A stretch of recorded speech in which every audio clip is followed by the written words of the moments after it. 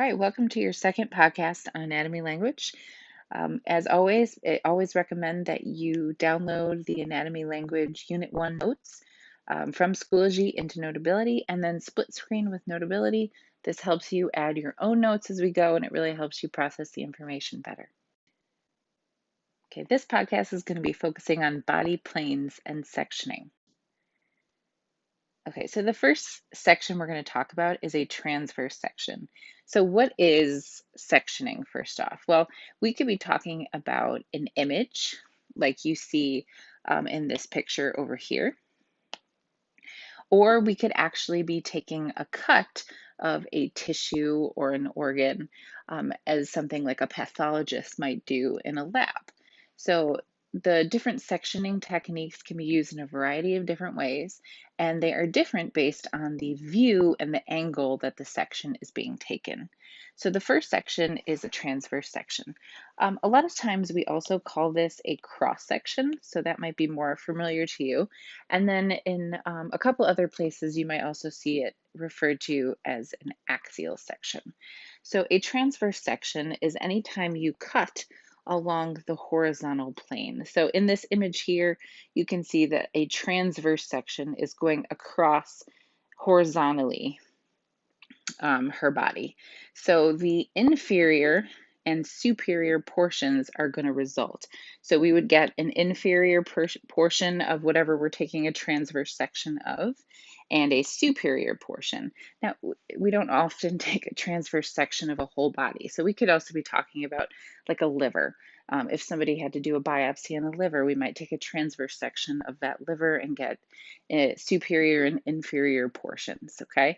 In this image here, we're getting a superior and an inferior view of the abdominal cavity. Okay, here are some other transverse section examples. We have a transverse image of the brain. So you can see the two eyeballs are right here. So this is as if we were looking down from the top of the brain. Okay, and then we have a transverse section of the chest cavity. So you can see the right and the left lung. You can see a portion of the aortic arch right there. So this is if your chest was being cut across horizontally and you're looking down inside both lungs. You have access to this app as well, but within one of our anatomy apps, we have several different views of cross section. So here is some views of cross sections of the head. So these are all transverse sections that have been taken. So you can see we're cutting along a horizontal plane for all of these, and you're looking at inferior and superior portions. Okay, so I could keep scrolling through these are all transverse sections. We're cutting across the horizontal plane. If I go back, I can also show you some axial or transverse sections of the chest cavity. Okay, so if we were to take horizontal sections like that, these are all transverse sections. So you're looking at an inferior view right now of the chest cavity. Okay, we can keep going through those.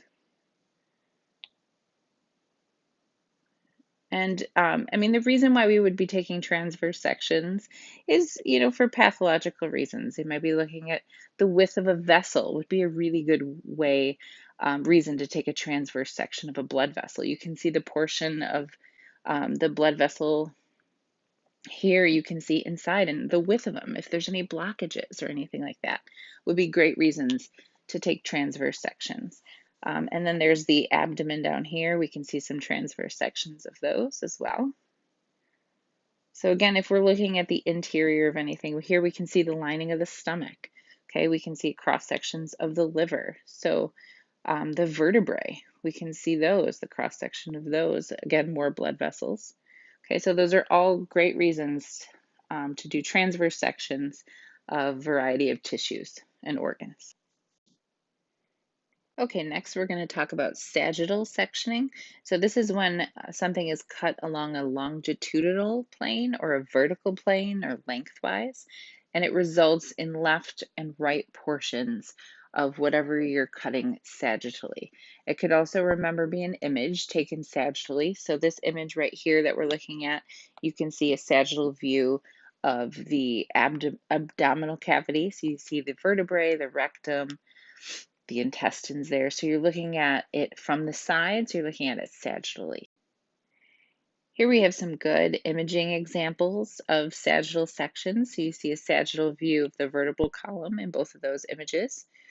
That's great for looking for anything wrong with the vertebral column, any slip discs, any issues with the spinal fluid. And then here we have a sagittal view of the brain.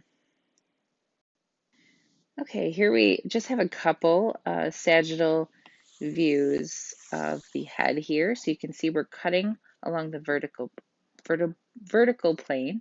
So you have a really interesting view of the brain and the glands in the brain. You can see the vertebral column, the spinal cord, the brainstem.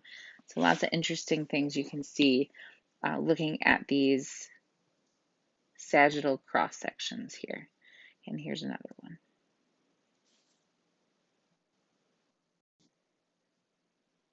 Okay, in the last type of sectioning, we have a coronal or frontal sectioning. So just like a sagittal one, we are cutting along a longitudinal or a vertical plane here.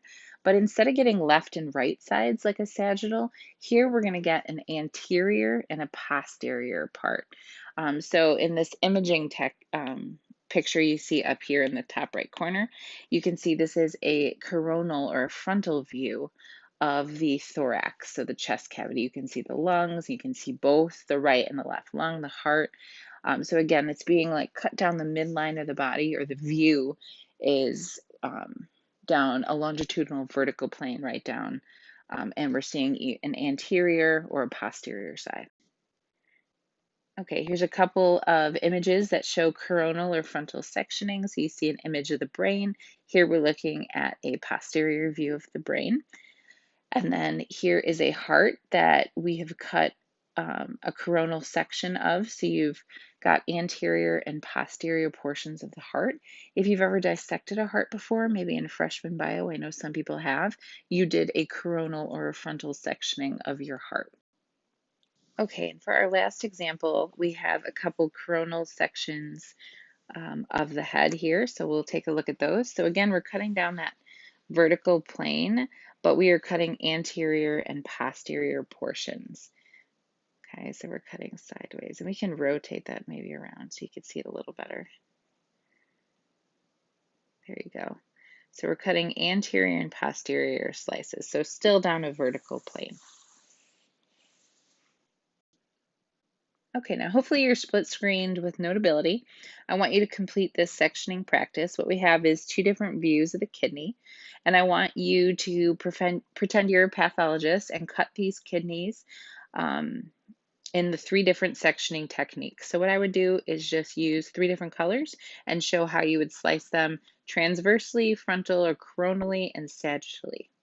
I would pause the video now, and then you can check your answers when you're done. Okay, so now let's check your answers. So the first cut we'll do is a transverse section. So I'm going to show that in red. So remember, a transverse section, you're cutting along a horizontal plane. So you're cutting it a cross section. So I would cut straight across like this. So this would be my transverse section. And it doesn't have to be right in the middle. I could do a transverse section up here if I just needed to see the top part, or maybe I needed to take a transverse section of the ureter there coming out. So any of those would be transverse sections. Next, you have your frontal or your coronal. So here we are trying to get an anterior and a posterior view of the kidney. So I'm going to use the lateral view. So I would be cutting the kidney then vertically down the middle like this. So I would get an anterior and a posterior side of the kidney. This is a very common sectioning technique for kidneys, because if you do it this way, you can see inside all the nephrons, all the tubules in there, and see what's going on inside the kidney. And then the last sectioning technique would be a sagittal. This is if I wanted to get a left and a right portion of the kidney, so I could just cut it along the vertical plane like this. That would be a sagittal section. All right, and I always like to highlight any careers, because I know a lot of you have interest in the medical field. So if this kind of stuff interests you, if you think it'd be kind of cool to examine tissues and find out what's going on, a pathologist might be an interesting career choice for you. So if you don't know what a pathologist is, it's a medical professional, so a doctor, that examines bodies and body tissues and performs lab tests. So a pathologist would be an example of a person that would do these sectioning techniques on various tissues that were sent to them to determine any cause of disease and what's going on so with the sample specimens. A pathologist helps other healthcare professionals provide diagnoses to their patients. So, when you go get a lab test done, oftentimes it's going to a pathologist where they will examine the tissue and figure out what's wrong. So education for a pathologist is actually full medical school, so you're a full medical doctor plus 3 years of a pathology residency. There are some specialty certifications, and if you're interested in this, I highly recommend that link. It had a lot of great information about the career in pathology. Okay, thank you for watching this podcast on body planes and sectioning. Please remember that Quizlet is a great place to go right now. You can find links to all your Quizlet sets in Schoology and linked on your Learning Target files. It's good for a little extra practice to really nail down these different body planes and sectionings. Thanks.